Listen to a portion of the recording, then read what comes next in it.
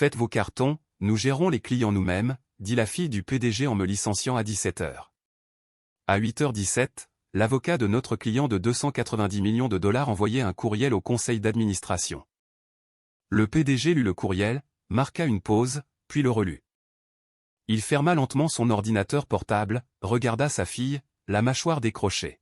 « Dis-moi, murmura-t-il, que tu n'as pas mis fin à son contrat actif. » Le moment où j'ai réalisé que quelque chose n'allait pas, ce n'est pas quand mon patron m'a convoqué à une réunion surprise.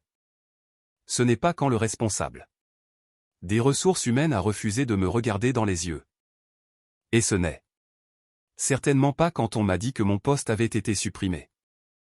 Non, le véritable avertissement est venu 3 jours plus tôt, quand une femme qui n'avait jamais géré un seul client majeur de sa vie, s'est approchée de mon bureau et a commencé à m'expliquer comment faire mon travail. Si vous avez déjà été la personne qui maintient une entreprise entière à flot, pendant que quelqu'un d'autre s'attribue le mérite de votre travail, alors vous savez déjà exactement où cette histoire va. Les lundis matins à notre bureau ressemblaient toujours à un chaos contrôlé. À 8h47, mon téléphone sonnait. Déjà. Rachel, pouvez-vous expliquer pourquoi un entrepreneur fédéral demande des dossiers environnementaux de 2010? C'était la 3e urgence avant 9. J'ai tourné ma chaise vers la fenêtre, j'ai pris une gorgée de café éventé, et j'ai répondu comme je le faisais toujours, je m'en occupe. Pendant près d'une décennie, cela avait été mon rôle. J'étais la personne que tout le monde appelait quand les projets commençaient à s'effondrer. La réparatrice, la solutionneuse de problèmes, celle qui prévenait discrètement les catastrophes. Pendant que tout le monde récoltait les récompenses. Pendant 9 ans, j'avais géré notre plus gros compte, un contrat énergétique colossal de 300 millions de dollars avec Brighton et Pierce Energy. C'était compliqué, exigeant et soumis à de nombreuses exigences de conformité fédérale. La plupart des employés l'évitaient. Moi, j'y vivais pratiquement. Chaque amendement, chaque approbation, chaque échéance, chaque urgence. Je les connaissais tous. Et parce que je les connaissais tous, le client me faisait confiance. Cette confiance avait mis des années à se construire. Malheureusement, la confiance compte très peu, quand le népotisme entre en jeu. Environ 6 mois plus tôt, la fille de notre PDG, Vanessa Cole, avait été promue vice-présidente exécutive du développement stratégique. Personne ne savait ce que ce titre signifiait. Réellement. Ce que tout le monde savait, c'est que Vanessa n'avait jamais géré avec succès un compte majeur. Avant sa promotion, sa plus grande réussite avait été de gérer des campagnes sur les réseaux sociaux, remplies de citations motivantes et d'images d'archives. Pourtant, elle avait maintenant, d'une manière ou d'une autre, l'autorité sur des départements dans lesquels elle n'avait jamais travaillé. La première fois qu'elle a participé à l'une de mes réunions clients, elle a demandé si les centrales électriques offraient des programmes de fidélité. J'ai honnêtement pensé qu'elle plaisantait. Elle ne l'était pas. Le client l'a regardé fixement. J'ai passé les 15 minutes suivantes à réparer les dégâts. Après cela, j'ai appris à rester poli et à garder mes distances. Mais Vanessa avait de plus grandes ambitions. Elle voulait de la visibilité. Elle voulait de l'influence. Plus important encore, elle voulait le crédit. Ce lundi matin, elle est apparue à côté du bureau de mon père, tenant un matcha glacé et affichant un sourire qui me rendait toujours nerveuse. « Rachel ?» a-t-elle dit joyeusement, « J'ai examiné votre flux de travail. » Cette phrase a elle seule m'a presque donné une migraine. « Ah oui ?» ai-je demandé. Elle hocha la tête avec enthousiasme.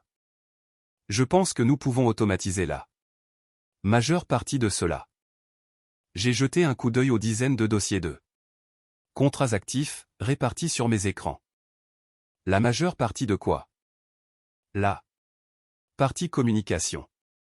La partie communication? Exactement. Elle a Tapoter l'un de mes outils de suivi client. Au lieu de toutes ces conversations individuelles, et si nous utilisions des formulaires et des réponses automatisées? Pendant un instant, je l'ai simplement regardé. Brighton & Pearce était un client fédéral dans le secteur de l'énergie, traitant des audits de conformité, des examens réglementaires et des projets d'infrastructures multi-États. Il ne commandait pas de pizza en ligne. Mais Vanessa semblait fière d'elle, alors j'ai souri poliment. Idée intéressante. Elle rayonnait. J'ai pris une note mentale d'avertir le service juridique, si jamais elle s'approchait d'un contrat. Le reste de la semaine a suivi son cours habituel. Un problème de fournisseur est apparu, je l'ai réglé. Un écart de contrat est apparu, j'ai localisé l'amendement de soutien.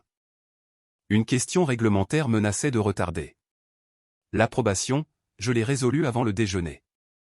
Pendant ce temps, Vanessa a passé ses journées à assister à des sessions de stratégie et à des ateliers de leadership. Le jeudi après-midi, le projet avait été approuvé. Les rapports de conformité avaient été soumis. Le client m'avait personnellement envoyé un courriel pour me remercier. Pendant environ 10 minutes, je me suis senti vraiment apprécié. Puis ma notification de calendrier est apparue. 17 heures. Salle de conférence C. Sans sujet, sans explication organisée. Mon estomac s'est immédiatement noué. Quiconque a passé suffisamment d'années dans des bureaux d'entreprise développe des instincts.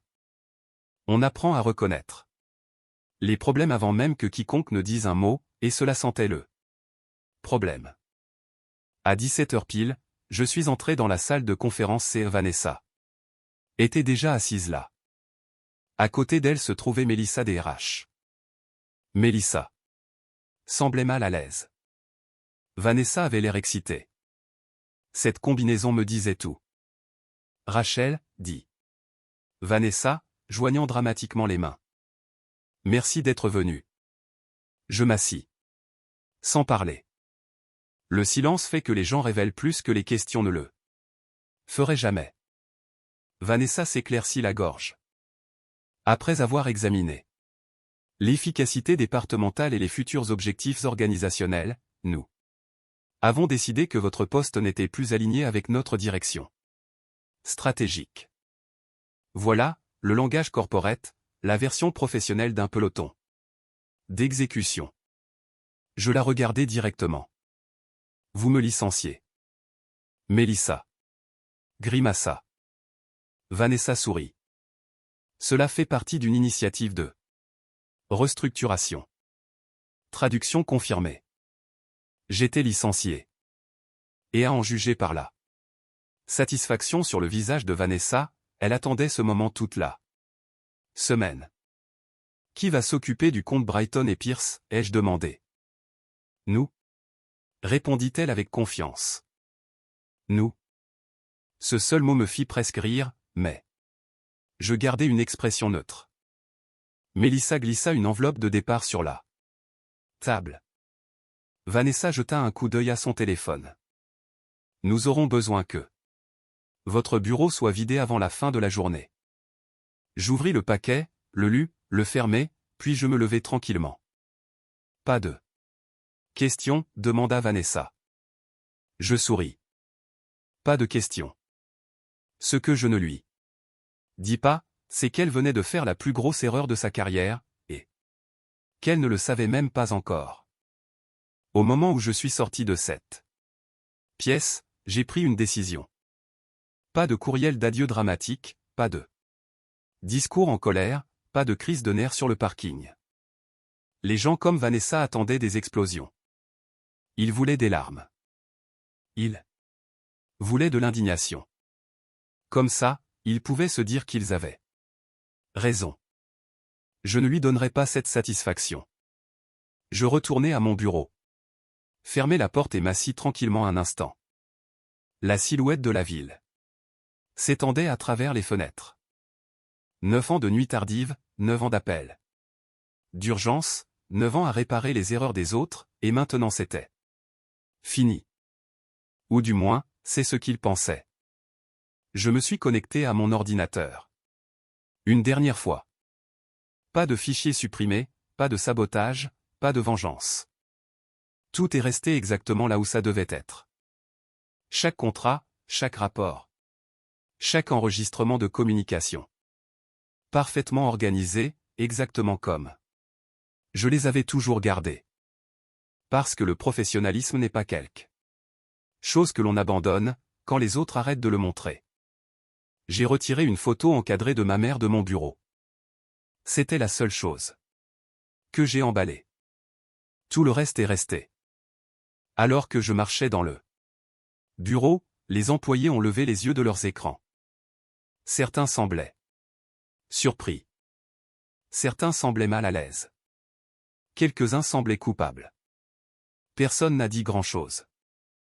Les rumeurs voyagent vite dans les bâtiments d'entreprise. La plupart d'entre eux le savaient probablement déjà. Près des ascenseurs, j'ai croisé Vanessa. Elle riait avec quelqu'un du service financier. Pendant un bref instant, nos regards se sont croisés. Elle m'a offert un sourire poli, le genre de sourire que les gens utilisent quand ils pensent avoir gagné. J'ai rendu le sourire et j'ai continué à marcher. Le lendemain matin, elle avait appris quelque chose d'important. La victoire n'importe que si l'on comprend le jeu auquel on joue. Dehors, des nuages d'orage s'accumulaient sur la ville. J'ai rentré chez moi en silence. Quand je suis finalement entré dans mon appartement, j'ai enlevé mes chaussures, me suis versé un verre de vin et j'ai ouvert mon ordinateur portable. Pas parce que j'étais en colère, mais parce que j'étais minutieuse.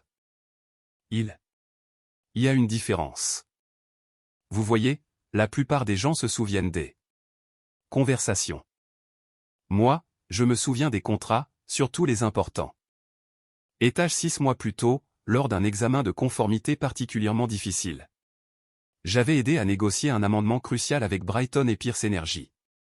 L'entreprise avait connu de multiples changements de personnel avant mon arrivée. Le client détestait l'instabilité. Son conseiller juridique l'avait clairement fait savoir. Nous avons besoin de cohérence, avait-elle dit lors d'une conférence téléphonique. Nous ne pouvons pas continuer à former de nouvelles personnes chaque année. Nous avons donc résolu le problème par écrit. L'amendement désignait un agent de liaison principale obligatoire pour le compte. Une personne responsable de la continuité et de la supervision de la conformité. Cette personne, c'était moi. Non pas parce que je l'avais demandé, mais parce que le client l'avait insisté. La clause avait été examinée, approuvée, signée et archivée. Plus important encore, elle était toujours active. J'ai ouvert le dossier du contrat, fait défiler les amendements, et là elle était, exactement là où je m'en souvenais. La section 12C, le libellé était simple. Si l'agent de liaison désigné était retiré sans l'approbation écrite du client, l'action pouvait constituer une violation substantielle du contrat, une violation très coûteuse. Je me suis adossé à ma chaise et j'ai regardé l'écran. Puis j'ai ouvert Outlook. Mon email était court, professionnel, sans émotion, le genre de mail que les avocats adorent et que les dirigeants craignent. Objet, contrat. Je notifie formellement toutes les parties concernées d'une préoccupation potentielle concernant la conformité, concernant le retrait de l'agent de liaison désigné pour le compte Brighton et Pierce Energy. Veuillez accuser réception. En pièce jointe, l'amendement signé. J'ai mis en copie le service juridique interne, extracel compliance et, plus important encore, Olivia Bennett, avocate générale de Brighton et Pierce Energy. Puis j'ai cliqué sur envoyer. Pas de menaces, pas d'accusation, juste des documents. La vérité n'a pas besoin d'un langage dramatique, elle n'a besoin que de preuves. Après cela, je me suis assise tranquillement et j'ai relu la clause une dernière fois. Toujours là, toujours valide, toujours exécutoire. Puis j'ai remarqué quelque chose qui m'a fait rire. La signature exécutive approuvant l'amendement. appartenait à Vanessa Cole elle-même. Elle l'avait signé des mois plus tôt. Probablement sans lire une seule page. Cette réalisation rendait toute la situation presque incroyable. Le document même qui pourrait détruire sa carrière portait sa signature. J'ai fermé mon ordinateur portable, fini mon vin et suis allé me coucher. Pendant ce temps, de retour au bureau, tout le monde dormait paisiblement, surtout Vanessa. Elle croyait que le problème était résolu. L'employé difficile était parti. Le compte était à elle. L'avenir semblait prometteur. Mais le vendredi matin, à 8h14, tout allait changer. Car si les dirigeants aiment prendre des décisions, les contrats ne se soucient pas des titres de poste, et Brighton et Pierce Energy allaient le leur rappeler. À 8h14 pile, le PDG Richard Cole ouvrit un email qui faillit lui arrêter le cœur. L'objet était court, violation potentielle de contrat, examen immédiat requis. Il l'ouvrit, le lut une fois, puis le relut. Son expression changea lentement. Confusion, inquiétude, puis panique. Car le message venait directement d'Olivia Bennett, et Olivia Bennett n'envoyait jamais de mails inutiles. Son message ne contenait que quelques phrases, mais chacune tombait comme un marteau. Brighton et Pierce avaient reçu des documents indiquant une violation possible de l'accord de continuité décrit dans le contrat 4 à 3111. Le retrait de l'agent de liaison désigné peut constituer une violation substantielle. Le client demandait une clarification immédiate. Richard fixa l'écran. Puis il regarda le bureau de Vanessa. Elle était assise confortablement à son bureau, faisant défiler son téléphone comme si rien au monde ne pouvait aller mal. Quelques secondes plus tard, Richard se leva, traversa l'étage décadré. Entra dans son bureau. Sans dire un mot, il posa l'email imprimé sur son bureau. Vanessa leva les yeux, lut le premier paragraphe, puis le second. La couleur s'échappa de son visage. « Qu'est-ce que c'est » demanda-t-elle. La mâchoire de Richard se crispa. « C'est à vous de me le dire. » Pour la première fois depuis qu'elle m'avait licencié, Vanessa semblait sincèrement effrayée, et les choses ne faisaient que commencer. Richard ne quitta pas immédiatement le bureau de Vanessa. Il resta là en silence, les bras croisés, attendant une explication qui ne venait pas. Vanessa fixa l'email. Puis elle releva les yeux. Il doit y avoir une erreur. Il n'y en a pas. Richard répondit. Tu l'as viré hier parce que nous restructurions. As-tu examiné le contrat?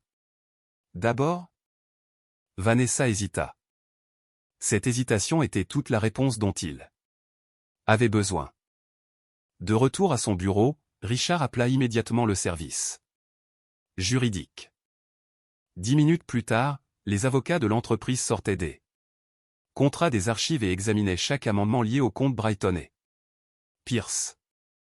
Plus ils cherchaient, pire c'était. À 9h03, le service juridique a remis ses conclusions. Il n'y avait pas de liaison de secours, pas d'approbation de transition, pas de documentation de remplacement, pas d'autorisation du client.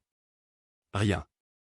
L'entreprise avait simplement mis fin au contrat de la seule personne spécifiquement protégée par le contrat et avait supposé que tout continuerait normalement. Ce ne serait pas le cas. À 9h30, l'étage des cadres était différent. Les gens bougeaient plus vite. Les téléphones sonnaient constamment. Les managers qui plaisantaient normalement dans les couloirs avaient soudain l'air tendu. Tout le monde sentait une tempête approcher. Et les tempêtes se propagent rapidement. Dans les bureaux d'entreprise. À 10h15, Richard a convoqué une réunion d'urgence.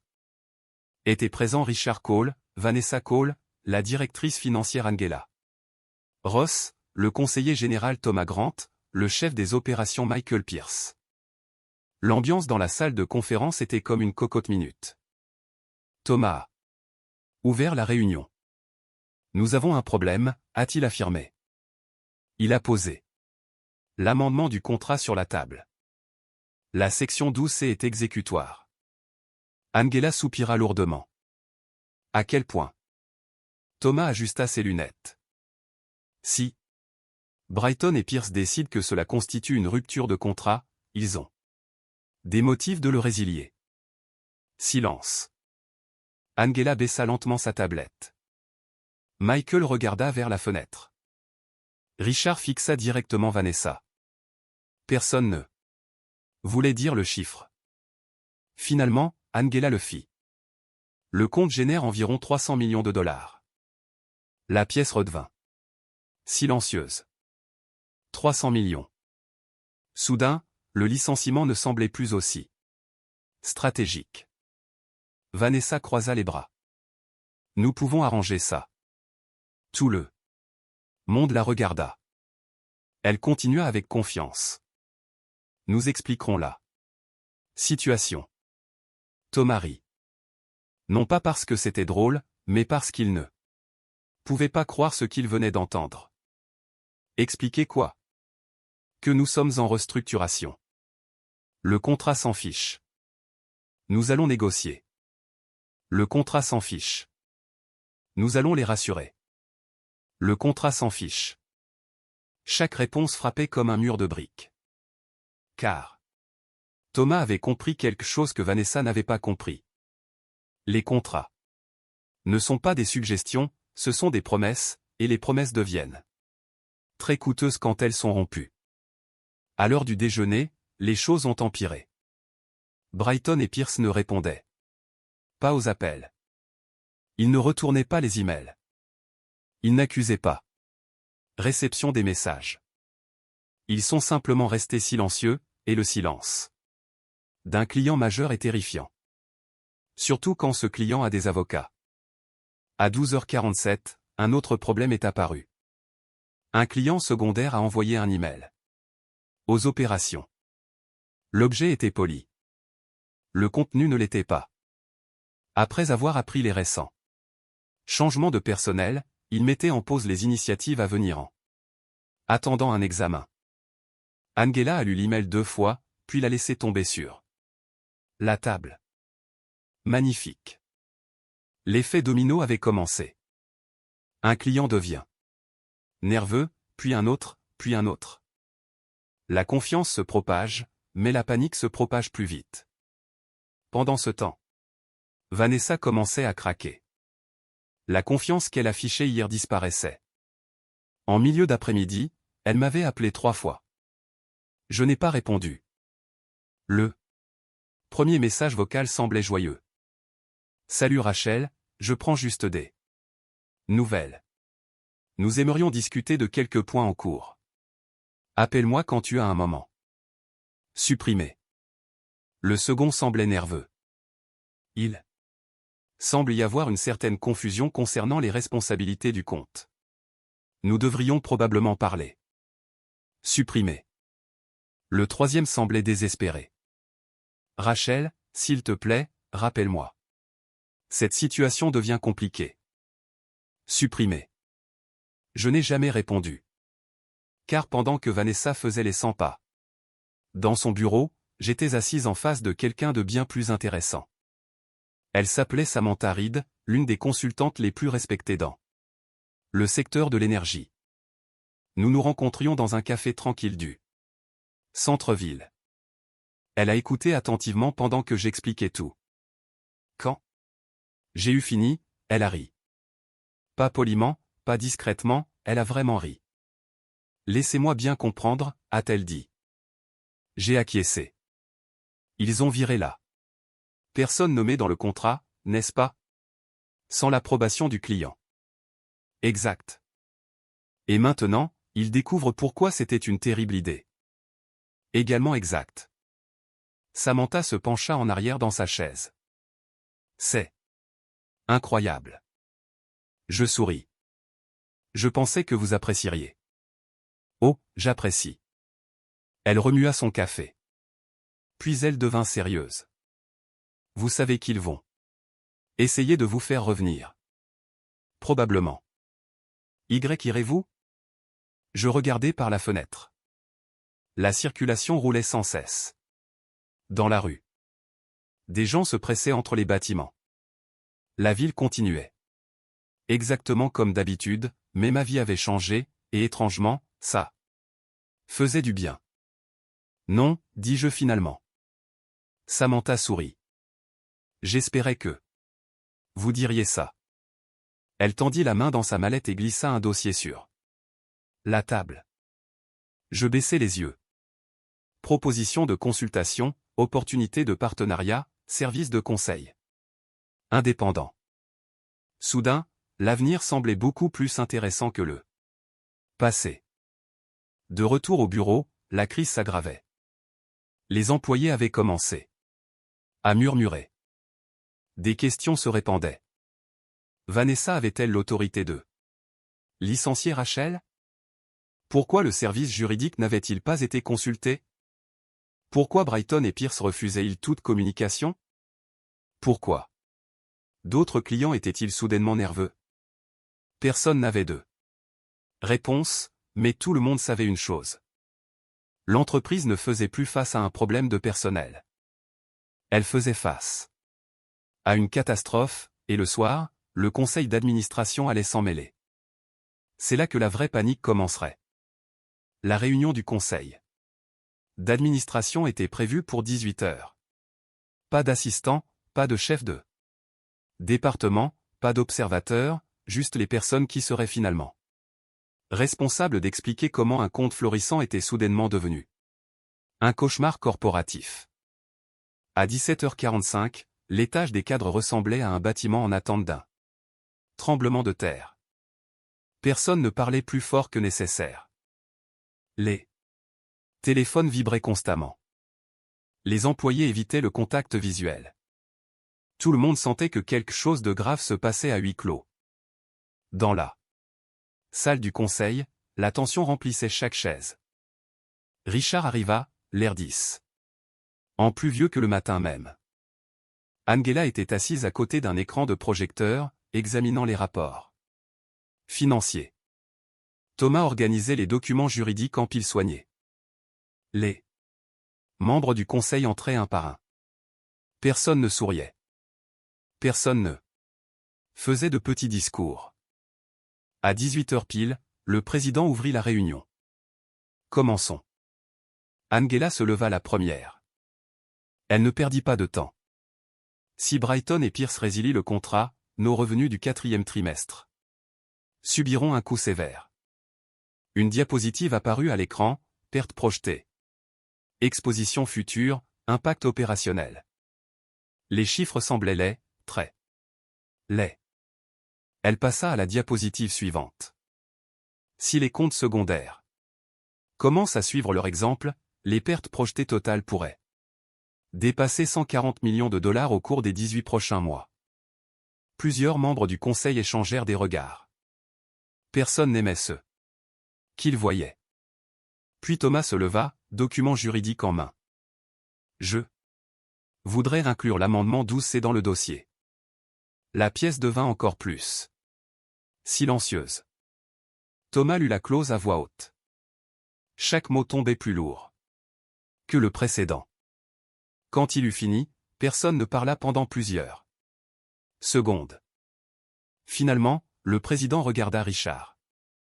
Cet amendement a été approuvé par la direction exécutive. Oui. Et signé? Oui. Par qui?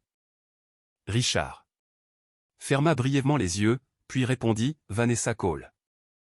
De l'autre côté de la table, plusieurs membres du conseil se tortillèrent sur leur siège.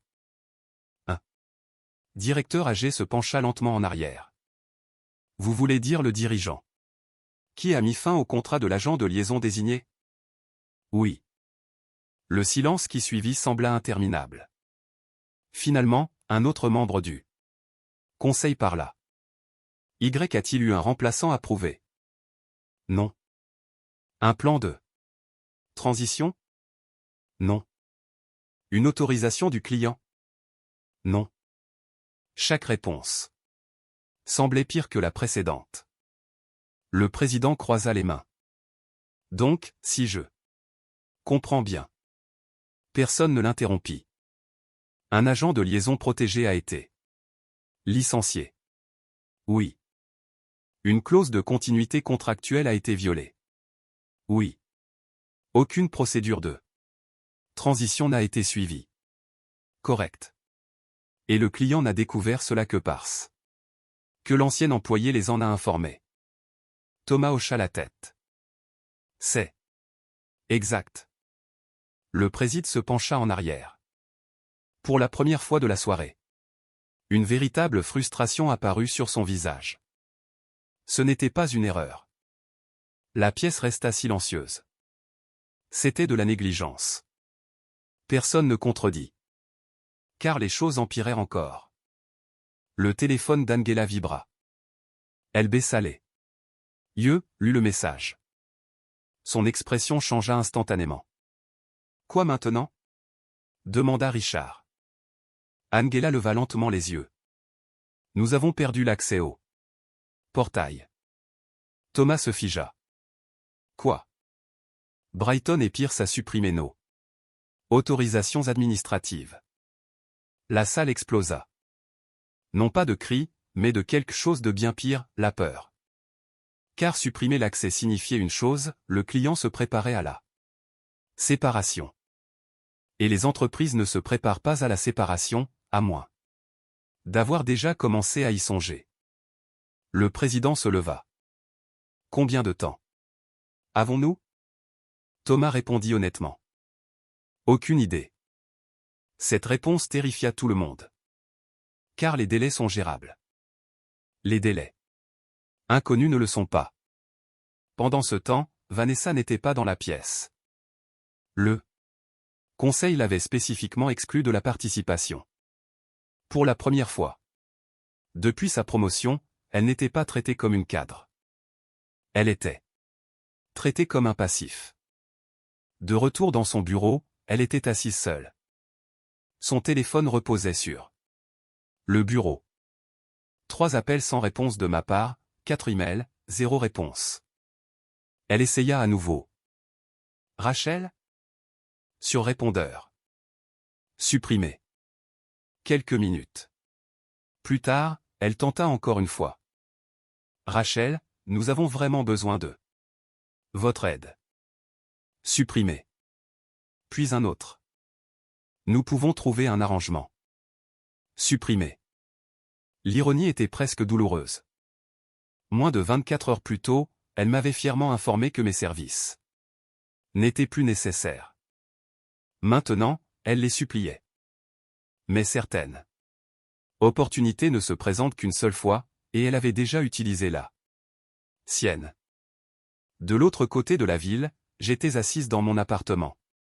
Examinant les documents que Samantha m'avait envoyés plus tôt, structure de conseil, plan d'acquisition de clients, option de contrats indépendants. Plus je lisais, plus la réponse devenait évidente. Je n'étais pas au chômage. J'étais libre. Pendant 9 ans, j'avais bâti des relations, résolu des problèmes. Protégé des contrats, créé des systèmes. L'entreprise avait supposé que ces choses lui appartenaient. Ce n'était pas le cas. Ses compétences m'appartenaient. Mon téléphone vibra, un email, puis un autre, puis un autre. Contact de l'industrie, ancien client, relations professionnelles. La nouvelle se propage vite, quand quelqu'un de compétent devient soudainement disponible, très vite. À minuit, j'avais 3 demandes de réunion programmées. Pour la semaine suivante. L'avenir était déjà en marche. L'entreprise ne l'avait juste pas encore réalisé. Le lendemain matin, tout a changé. À 7h11. Un email arriva dans plusieurs boîtes de réception des cadres. L'expéditeur était Olivia Bennett, avocate générale, Brighton et Pierce Energy. Le message ne contenait qu'une seule phrase, mais elle suffit à mettre une entreprise entière à genoux. Et quand Richard la lut, il comprit enfin qu'il ne me récupérerait pas. Ni maintenant, ni jamais. À 7h11 du matin. Le vendredi matin, l'email est arrivé. Pas de salutation, pas d'explication. Pas de diplomatie corporative, juste une seule phrase. Dès maintenant. Brighton et Pierce Energy mènera toutes ses futures opérations de compte par l'intermédiaire de René Strategic Advisory. Richard le lut une fois, puis une autre, puis une troisième. Les mots n'ont pas changé. Le résultat non plus. Le client avait pris sa décision et cette décision n'était pas l'entreprise. C'était moi. En quelques minutes, le service juridique a tout confirmé. Brighton et Pierce avaient déjà lancé la paperasse d'intégration des fournisseurs. Un nouvel accord de consultation était en cours de finalisation. Un nouveau profil de fournisseur avait été créé et, sous la mention consultante principale, figurait un nom, Rachel Morgan. La réaction au siège fut étrangement silencieuse. Personne ne cria. Personne ne claqua de porte. Les vraies catastrophes sont rarement dramatiques. Elles ressemblent à du silence. Un analyste financier arrêta de taper au milieu d'un rapport. Quelqu'un aux opérations fixa simplement son écran. Le responsable informatique entra dans une salle de réunion et en sortit immédiatement. Les gens n'étaient plus choqués. Ils étaient vaincus. Pendant ce temps, dans les salles de conférence des cadres, Richard restait immobile. L'email était projeté sur l'écran. Tout le monde l'avait lu. Personne ne savait quoi dire. Finalement, Vanessa rompit le silence. C'est ridicule. Personne ne répondit. Elle regarda autour de la pièce. Elle nous vole notre client. Cela a eu une réaction. Angela leva les yeux de sa tablette. Pour la première fois de la matinée, elle s'adressa directement à Vanessa. Non. Vanessa fronça les sourcils. La voix d'Angela resta calme. Elle ne vole rien. La pièce devint silencieuse. Angela continua, vous avez viré la personne en qui le client avait le plus confiance. Vanessa croisa les bras. Nous pouvons encore arranger ça. Non, dit Thomas, nous ne pouvons pas. Vanessa le fixa. Pourquoi pas?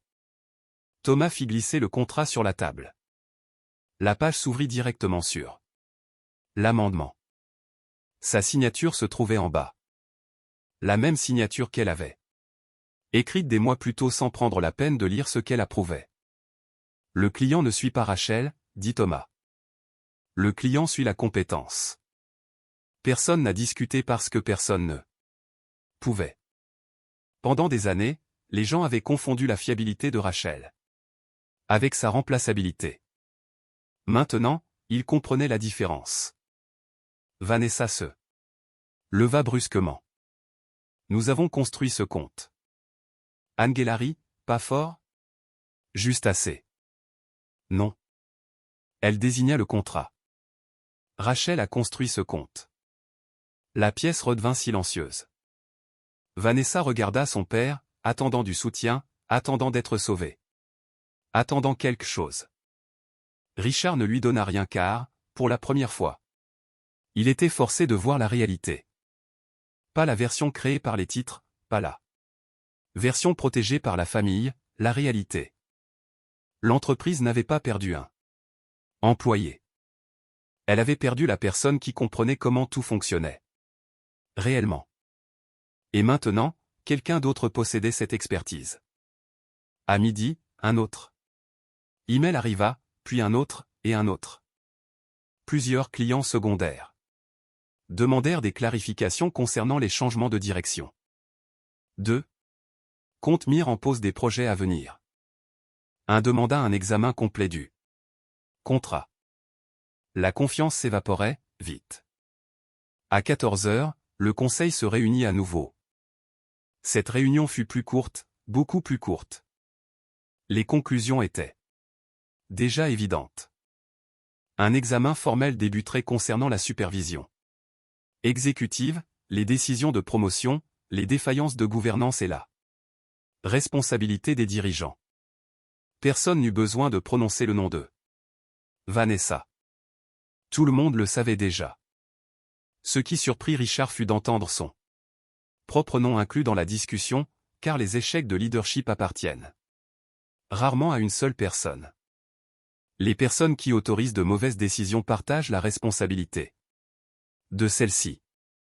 En fin d'après-midi, l'entreprise annonça une initiative de restructuration interne. Le libellé était prudent, corporatif, soigné. Mais les employés comprenaient ce que cela signifiait. Le changement arrivait, et pas le genre dont Vanessa aimait parler sur les réseaux sociaux. Un vrai changement. Des conséquences. Pendant ce temps, j'ai passé la journée dans une petite suite de bureaux, surplombant le centre-ville. Les meubles étaient neufs. Les murs étaient unis. Le logo de l'entreprise n'avait été installé que ce matin-là, mais il était à moi. Chaque centimètre carré. Aucune approbation du conseil requise. Aucune politique exécutive. Aucune connexion familiale. Juste du travail, comme il se doit. Vers 16 heures, Samantha est passée avec des cafés. Elle a regardé autour du bureau. Et a souri. Pas mal, ça ira. Elle m'a tendu une tasse. Tu sais qu'il panique, n'est-ce pas? Je suppose. Ils ont appelé 3 cabinets d'avocats. J'ai ri. Seulement 3. Aux dernières nouvelles. Nous sommes assises tranquillement un instant. La ville bougeait sous nous. La circulation, les gens, la construction, la vie. Tout cela continuait sans la permission de personne. Finalement, Samantha posa la question que tout le monde se posait. Le regrettes-tu? J'y ai réfléchi. 9 ans, des milliers d'heures, des sacrifices sans fin, des vacances manquées. Des urgences nocturnes, des week-ends passés à réparer des problèmes que personne d'autre ne voulait. Puis j'ai pensé à cette salle de conférence, à Vanessa souriant en me virant, à tous ceux qui pensaient que je disparaîtrais. Simplement, et j'ai souri. Non. Samantha hocha la tête. Je ne le pensais pas non plus. Quelques jours plus tard, mon profil professionnel fut mis à jour. Fondatrice et consultante principale, Renée Strategic Advisory, spécialisée dans la rétention de clients. À haut risque et la stratégie de continuité des activités. Pas d'annonce dramatique, pas de discours de victoire, pas de célébration publique, juste des faits, car les faits m'avaient amené ici. Des mois plus tard, Brighton et Pierce restaient un client. L'entreprise continuait d'opérer, plus petite, plus sage, et nettement plus prudente quant à qui elle autorisait à prendre des décisions importantes. Quant à Vanessa, son titre de dirigeante disparut discrètement lors du cycle de restructuration suivant. Pas de scandale public, pas de gros titres, juste une leçon, du genre coûteux. Et Richard? Il est resté assez longtemps pour aider à stabiliser les dégâts. Mais tout le monde savait que les choses ne seraient plus jamais les mêmes, car une fois la confiance brisée, la reconstruire prend beaucoup plus de temps que de la détruire. Le plus drôle, c'est que les gens supposent souvent que la vengeance est bruyante, qu'elle s'accompagne de cris, de poursuites judiciaires ou de confrontations dramatiques. Ils ont tort. La vengeance la plus puissante, c'est le succès. C'est partir là. Dignité intacte, tandis que tous les autres sont laissés à expliquer leur erreur. Je n'ai jamais élevé la voix, jamais menacé, jamais brûlé les ponts. J'ai simplement compris ma valeur quand d'autres ne l'ont pas fait. Et quand ils l'ont finalement réalisé, le prix avait déjà augmenté.